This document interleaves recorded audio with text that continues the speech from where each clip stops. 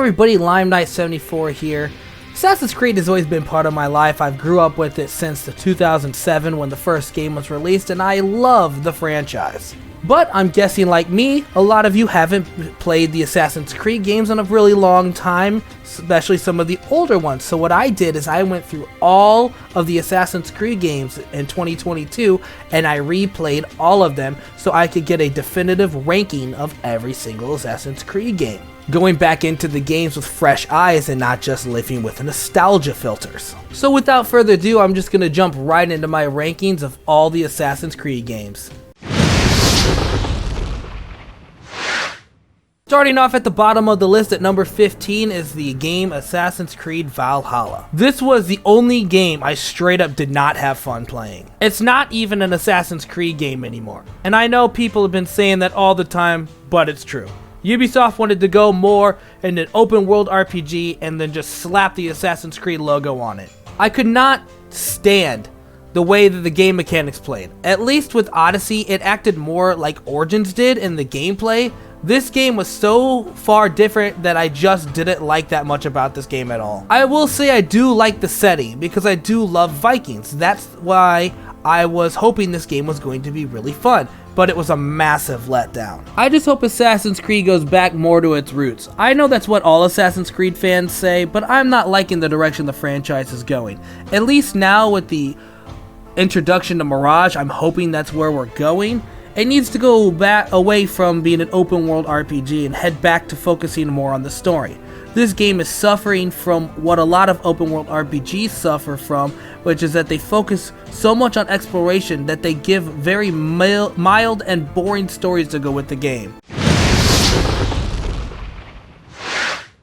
Number 14 on my list is Liberation. Liberation was originally just supposed to be a DLC, but it turned into its own game. I will say this wasn't the most fun Assassin's Creed game I played, but it did have a saving grace.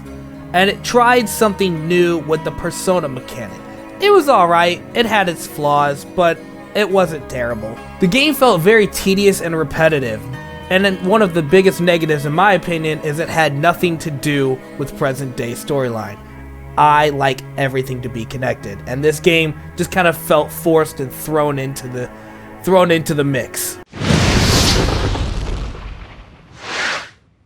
Number 13 on my list, I was hesitant to even put on this list, but I think it still counts, and that is the Assassin's Creed Chronicles. It was an interesting take on the Assassin's Creed franchise. They had never done anything really like this before. The side-scrolling didn't bother me as much as I thought it would, but I'm just not good at those type of games. I do think the stories were actually pretty interesting, and I think the short story format was very well suited for these games. I think out of all three of them, I think India was definitely my favorite one. Would I like to see more games like this? No, probably not. But for its time, it was a nice little bonus game that we got, and I thought it worked pretty well. Number 12 on my list is Assassin's Creed Odyssey. This game took everything I liked from Assassin's Creed Origins and just made it bad. I didn't really like the fact that all of your choices had an effect on the story. I'm just not really a big fan of those style of games. Plus, the god powers made this game stop feeling like an Assassin's Creed game and more like an open warrior RPG game. You basically have to pick Cassandra because Alexios was just a very boring character with bad voice acting. Gameplay wise, it isn't that bad. It's actually a more cleaner version of Origins, but gameplay does not fix everything else I don't like about this game. Number 11 on my list is the original Assassin's Creed game. This was the game that started it all, the one that got me started in the franchise. Originally, this game was supposed to be a new Prince of Persia game, but they decided to change it and make it its own thing. This game was very clunky because it was still the first game in the series and they were still trying to figure out what works. It was still a pretty fun game though. Replaying this game, it definitely shows its age and kind of felt like a chore to get through this time going through it. One of the biggest perks of this game is it introduced the character Desmond, which is one of my favorite characters. There have been rumors that an Assassin's Creed 1 remake is in the works, and I'm really hoping that's true because replaying this game with a new engine would be absolutely fantastic. Number 10 on my list is Assassin's Creed 3. Connor is an assassin that gets hated on a little too much in my opinion. I actually really enjoyed the look and the combat of Connor in Assassin's Creed 3. I will say that the story did feel like it kind of dragged on after a while. Haytham Kenway though deserves his own game. Haytham was one of the best parts of the game. His character was one of the first Templars to show us that the Templars aren't just the villains of the series, that they wanted to achieve the same goal as the Assassins in world peace. They were just doing it in a much different way. While playing my replay of the series, this was one of the games that just seemed to not get better as it played, so it stayed pretty much the middle of the road the entire time. Number 9 on my list is another game that started out as a DLC and then got its own game, and that is Freedom Cry. Adewale was a great protagonist. I think it was great that they expanded on his character from more than just being Edward Kenway's quartermaster. I loved how it showed Adewale branching out on his own and becoming his own assassin and doing things the way he would want to do them. Fighting to protect his people and freeing them from slavery was one of the best things in the Assassin's Creed franchise. One of the things I loved in this game is I loved the music they used whenever liberating plantations and synchronizing viewpoints. Liberating plantations was one of the coolest things they added in this game. It may have been just a little short bonus game from Black Flag, but they did a really good job with it. Out of all the spin-off Assassin's Creed games, I think this one was the best. Number 8 on my list is Assassin's Creed Rogue.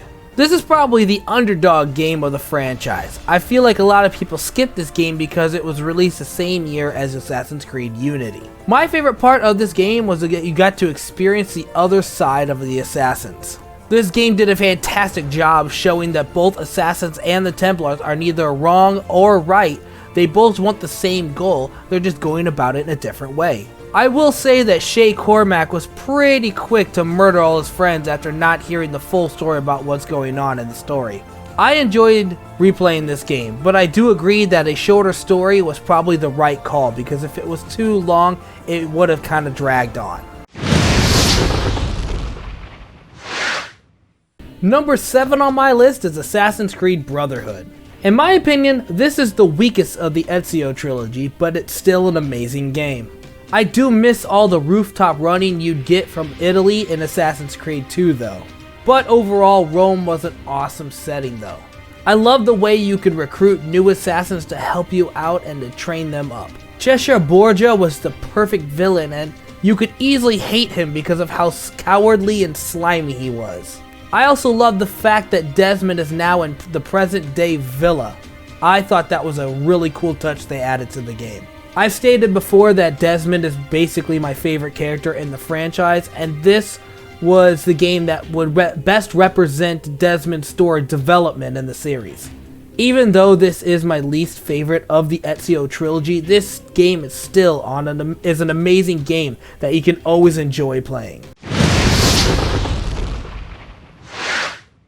Number 6 on my list is Assassin's Creed 2. This was the game that really got me hooked into the series. Assassin's Creed 2 was a massive step up from Assassin's Creed 1. Ezio is now the face of the franchise. When people think of Assassin's Creed, they think of Ezio, and this is the game that started that all. Showing Ezio being an arrogant teen in the beginning and then growing into a fully fledged assassin at the end shows such great character growth. The combat, story, and the flow of this game outshines everything from Assassin's Creed 1. I would say it's one of the best video game sequels ever made. The tight rooftops of Italy were perfect for parkour in this game, and the parkour was awesome compared to Assassin's Creed 1. This was also the game that really opened up the character Desmond. We saw him a little bit in Assassin's Creed 1, but this game really got us to know who Desmond was. This game is usually considered one of the best Assassin's Creed games made, and it definitely deserves that praise, but I still think there are better games out there. Number 5 on my list is Black Flag. This was the first Assassin's Creed game to take a break out of the standard Assassin's Creed tradition and have a massive flowing world map. I love the pirate theme of this game. I'd even go as far as saying this is probably the best pirate-themed game ever made. The ship controls were massively improved compared to Assassin's Creed 3. The fact that you could customize your ship in a pretty good detail was really awesome. I spent hours on the open sea just taking down ships and taking down forts and gathering as much materials as I could to upgrade my ship. Edward Kenway is probably one of the best protagonists of the franchise. I love the fact that you don't start off as an assassin. You have to earn the respect of the Creed in order to join the Assassins. That was the first time they've ever done something like that, and it worked really well. I haven't really seen that many negative things said about this game because it's just such a good game. This is probably one of the most replayable Assassin's Creed games that's ever been made in the franchise, and it never gets old. Number 4 on my list is Revelations. I know it may come as a shock to some of you, but this is actually my favorite of the Ezio trilogy. One of the things that made this such a great game is that I absolutely love that they finished out the story of Altair from the first Assassin's Creed game. Plus, we got to see the final chapters of Ezio's life since we've been following his life now for 3 games. I think the setting of Constantinople was actually an amazing setting. It wasn't as massive as Italy or Rome, but sometimes you don't need a massive open world map to be a great game. The Hookblade was a really cool new idea that the franchise started doing, and I wish it would have stuck around more. It was only just for this one game. I would have loved to see it in future games. I think Prince Ahmet was a good final villain for Ezio to take down in the final chapters of his story, because we had seen some of the corrupted, horrible, slimy villains, and this was just a good final boss, basically, to finish out his life. I know this game is considered the weakest of the Ezio trilogy, but I think it's the best because of all the closure we get for 2 amazing characters. It's definitely an amazing game, and it's definitely worth playing again.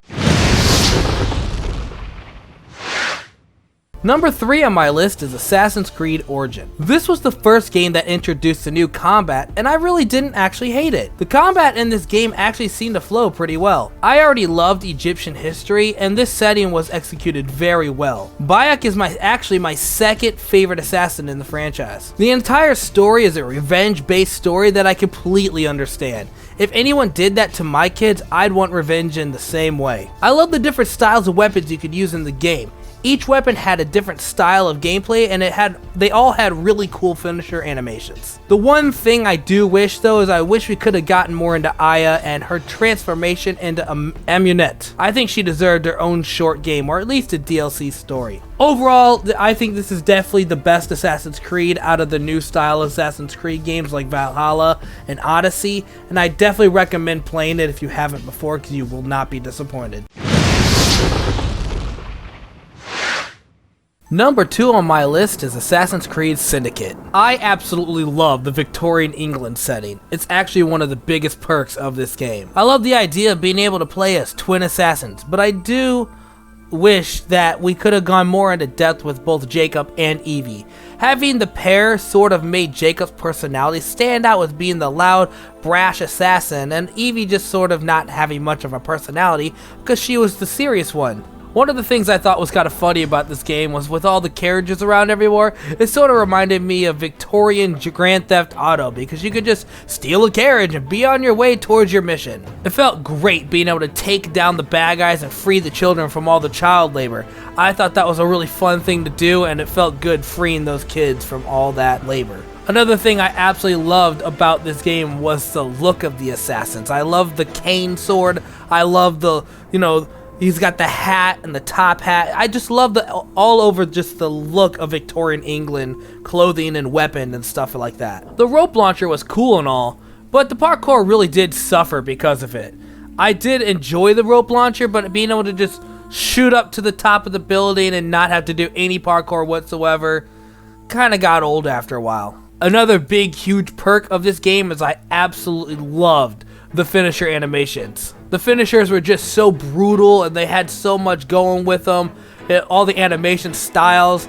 It literally, you're just breaking people's legs and necks and stuff. It's just, it was one of the most coolest animation finishers in the Assassin's Creed franchise. Another huge perk to this game was the stealth was one of the best parts in this game. I absolutely loved the stealth missions because you really were showing how much of an assassin you were. Overall, this is one of the best Assassin's Creed games in my opinion, and if you have not played this game, you definitely need to give it a shot. The number one spot on my ranking of the Assassin's Creed games is Assassin's Creed Unity. Now hold up before you guys start commenting, what a garbage game for such a garbage list. Listen to my reasoning. Now I know this game gets a lot of crap among the Assassin's Creed community for being a glitchy mess and not as fun to play as some of the older titles. And hey, I used to be one of those people when the game first came out. But replaying this game in 2022, with my opinion of this game has changed so much. Unity's bugs didn't really ruin the game for me like it does with a lot of people. Even in 2022, it does have some bugs. We all know it does. So I just went into the game expecting that with this replay.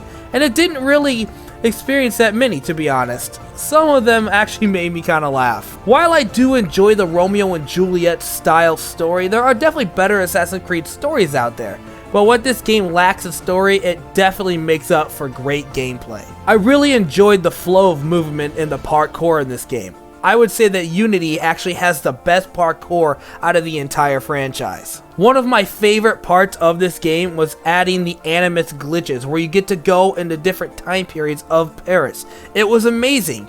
It was one of the best parts of the game, and I can't even believe they never brought it back in any future games. The Phantom Blade was also a great addition to this game, and outshines everything like simple throwing knives in older games. This game also introduced the disguise ability, which made stealth much easier for a playthrough. It also introduced challenges in the form of murder mysteries and riddle solving, which made the game a lot more interesting than some of the Assassin's Creed scenes in the past. Now I will say I'm not a huge fan of any of the outfits really you get in this game, but that's just because I don't like the style that Arno chooses for this game. Overall, replaying this game was probably one of the best decisions I've ever made with the Assassin's Creed franchise, and I definitely recommend giving this game another shot. It is so worth it. Well, there you have it, folks. There is my ranking of every Assassin's Creed game. I hope you enjoyed the video. Make sure you hit that like and subscribe to keep up with all the things I'm doing on this channel. Comment below and tell me what your rankings of the Assassin's Creed franchise would be, because I'd be interested in seeing what others' opinions are. And I hope to see you guys on the next video.